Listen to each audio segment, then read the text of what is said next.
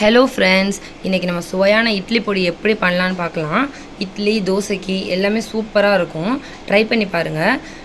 இந்த இட்லி பொடி செய்கிறதுக்கு நான் கப் அளவுகள் எடுத்திருக்கேன். 1 கப் கடலைப்பருப்பு, 1 கப் துவரம்பருப்பு, 1 கப் உளுந்தம்பருப்பு, 1 கப் நம்ம சாப்பாட்டுக்கு போகிற அரிசி எடுத்துக்கலாம். கப் இல்லாதவங்க இந்த டம்ளர் அளவில் எடுத்துக்கோங்க. 8 வரமிளகாய், ஒரு கைப்பிடி அளவு கருவேப்பிலை, 8 சின்ன பூடாக இருந்தால் 8 வெள்ளைப்பூடி எடுத்துக்கோங்க. பெருசாக இருந்தால் 5 போதும். கடாயை சூடி பண்ணிக்கோங்க. நம்ம எடுத்து வச்ச கப்பளவுகளில் எடுத்து வச்ச ஒவ்வொரு பொருளையும் வரிசையாக ஒவ்வொன்றா போட்டு வறுத்து எடுத்துக்கணும். அந்த அரிசிலாம் இப்போ கோல்டன் ப்ரௌன் கலரில் வரணும். இந்த கலர் வந்ததுக்கப்புறம் எடுத்துக்கணும். தனியாக தட்டில் எடுத்து ஆற வச்சுக்கோங்க.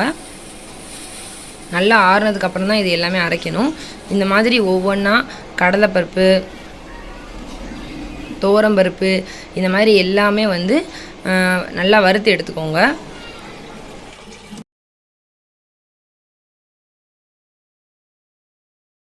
அப்புறம் வரமிளகாய் தனியாக வறுத்து எடுத்துக்கோங்க. வெள்ளைப்பூடும் கருவேப்பிலையும் ஒன்றா போட்டு நல்லா அது ஈரப்பதம் போய் நல்லா ட்ரை ஆகிற அளவு வறுத்து எடுத்துக்கோங்க.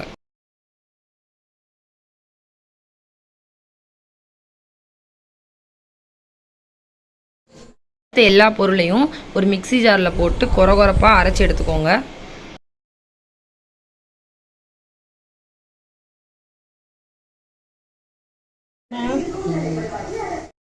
கடைசியாக 1/2 டீஸ்பூன் பெருங்காயத்தூள், 1 டேபிள் ஸ்பூன் உப்பு போட்டு நல்லா கலந்து எடுத்துக்கோங்க.